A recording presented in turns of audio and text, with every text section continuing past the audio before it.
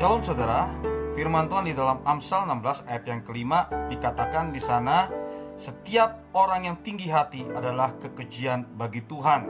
Sungguh ia tidak akan luput dari hukuman. Ya, kita tahu bahwa Tuhan tidak senang dengan orang yang sombong. Kalau kita lihat di dalam Alkitab, banyak dosa yang dilakukan oleh manusia. Bahkan Daud begitu bejat dia melakukan dosa. Dia berzina, dia mencuri istri orang, dia membunuh, bersiasat. Tapi Tuhan bisa ampuni. Kenapa?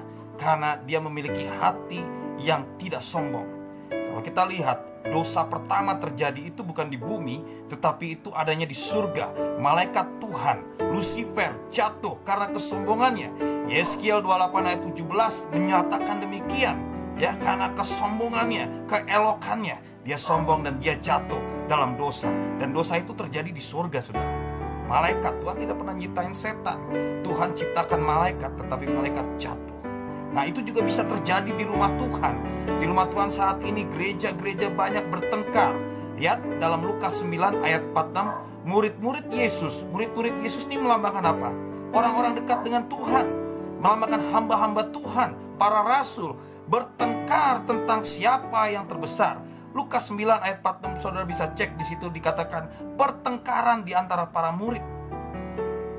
Ingin berdebat siapa yang terbesar. Sekarang ini banyak, bahkan kesombongan hamba Tuhan pakai sesuatu yang yang mewah, mobil mewah dipamer, terus apalagi semua serba mewah dipamer. Kalau tujuannya itu untuk memuliakan nama Tuhan, it's good. Tapi kalau tujuannya hanya untuk kesombongan, itu sangat disayangkan. Ya, ingin menunjukkan siapa yang terbesar. Nah, masalahnya gini, dosa yang lain tuh ada hukumnya. Berzina, ada laporannya, ada KUHP-nya. Membunuh, mencuri, apalagi menipu, itu ada dalam pasal dan bisa dipenjarakan, dipidana, KUHP-nya ada. Tetapi ada nggak dituntut karena dosa kesombongan? Ini, perhatikan. Karena nggak ada pasal tentang dosa kesombongan, maka manusia dengan bebas menggagahkan dirinya dan melupakan Tuhannya. Kalau kita sadar kita perlu rendah hati, sungguh-sungguh merendah di hadapan Tuhan, kita nggak ada apa-apanya kecuali debu tanah. Gereja besar dan lain sebagainya itu punya Tuhan. Perusahaan besar itu juga punya Tuhan. Ya, segala harta yang kita miliki itu sungguh punya Tuhan. Pakailah itu untuk kemuliaan Tuhan. Jangan engkau sombong dan menjadi egois, bahkan menjelekkan orang lain, merendahkan orang lain. Ini perlu dicamkan. Kita sungguh-sungguh perlu mengandalkan Tuhan, dan segala yang ada ini adalah milik Tuhan.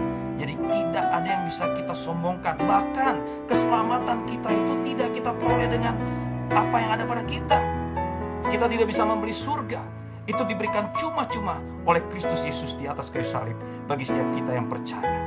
Tidak binasa, tetapi beroleh hidup yang kekal bersama Yesus Tuhan kita. Kiranya firman ini boleh menegaskan kita untuk kita senantiasa rendah hati di hadapan Tuhan. Jangan ada yang berlaku sombong, karena orang sombong tidak luput dari hukuman. Dan Tuhan menghukum Lucifer, tidak ada ampun karena kesombongannya. Mari kita jaga hati kita untuk tetap rendah hati di hadapan Tuhan. Tuhan Yesus memberkati.